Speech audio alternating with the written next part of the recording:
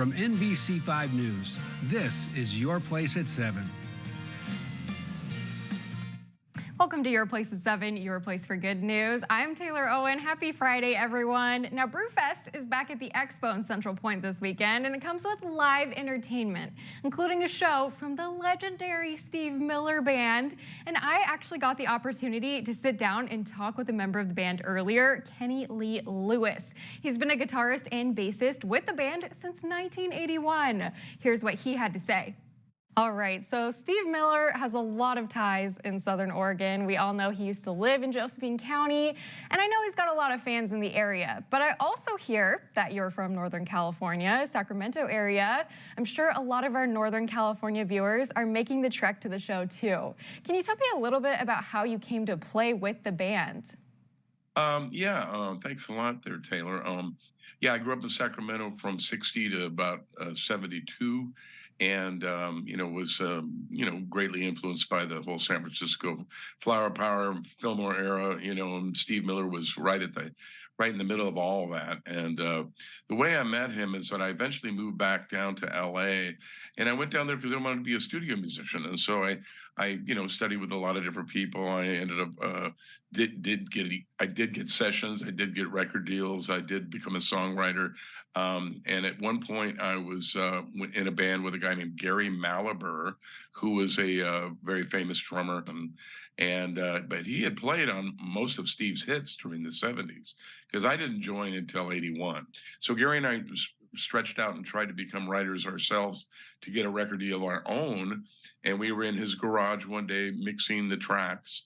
And that's when Steve Miller calls him out of the blue and says, "Hey, I got to do a record. I got to deliver it by Christmas of 1981. So Gary came in after the meeting. He says, "You want me to send our demo to Steve? Maybe he'll record a song or two." And so we said, sure. We had 8 songs, and we sent him the tracks, and he just loved all 8 of them. So he took them all. And he says, "Look, I don't have any time to re-record these.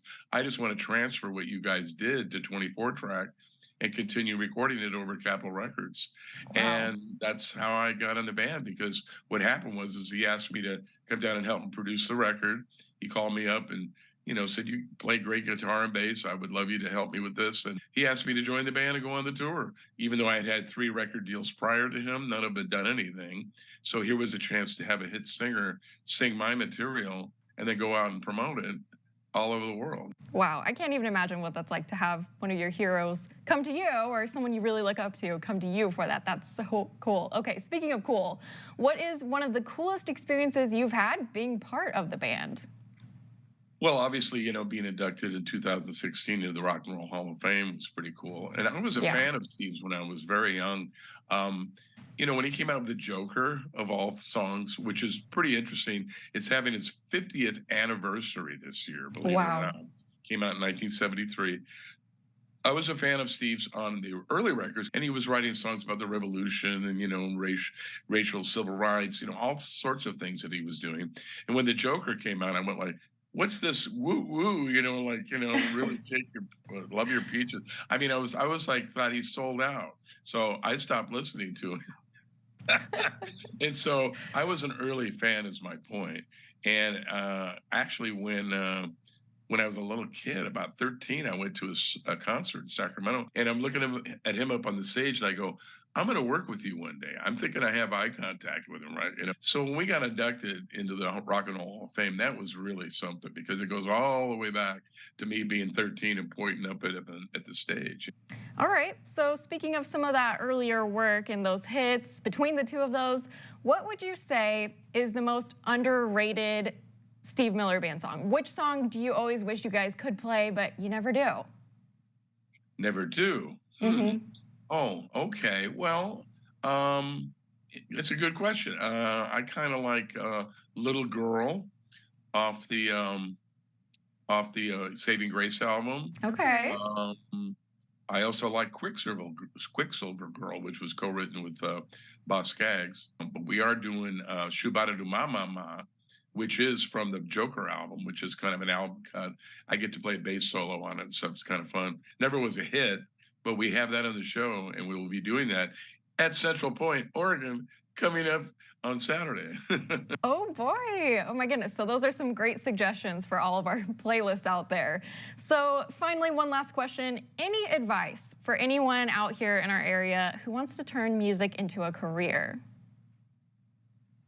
Wow. Okay. Well, you just have to just stay true to yourself. Don't try to copy other people, even though you can. Getting rid of stage fright, but you do need to branch out at some point and write your own material, and of course sing. I mean, if you sing, then you can communicate really directly to the listener a lot quicker than you can just trying to play notes.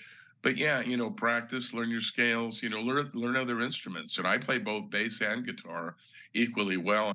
If you're also going to pursue music as a career, which is a really tough road, you need to learn all aspects of the music industry. I would say learn sales, learn how to invent instruments, learn how to teach. I mean, you got to do all the different things. You got to sell. I mean, I worked at Guitar Center. When Steve took a break for 4 years, I was a manager at the Hollywood Guitar Center. You got to do what you got to do to survive. Otherwise, you'll give up, and you won't be able to keep music at the forefront of your life. Some great advice there. Some things I wouldn't have thought of too. All right. Thank you so much for chatting with us today. We can't wait for you to play tomorrow night. Yeah, we're going to be coming to Central Point, Oregon, man. We're going to be rocking the house. So come on, we got a great band. We're one of the few bands that still doesn't use any backing tracks or anything. We just play live, sing live. We're just like the way it was when the Beatles hit in 1964. And so it's really incredible that this genre of classic rock has been around this long. But Steve is right at the forefront of it. American history is what it is that changed the world. Totally. Totally. All right. Well, thank you so much. You're welcome. Thanks, Taylor. Such a fun interview. He was literally just the nicest guy. He plays with Steve Miller Band at the Expo this Saturday at 7, and you might just see some NBC5 faces like me and Bobby J there. And Brewfest isn't the only thing happening.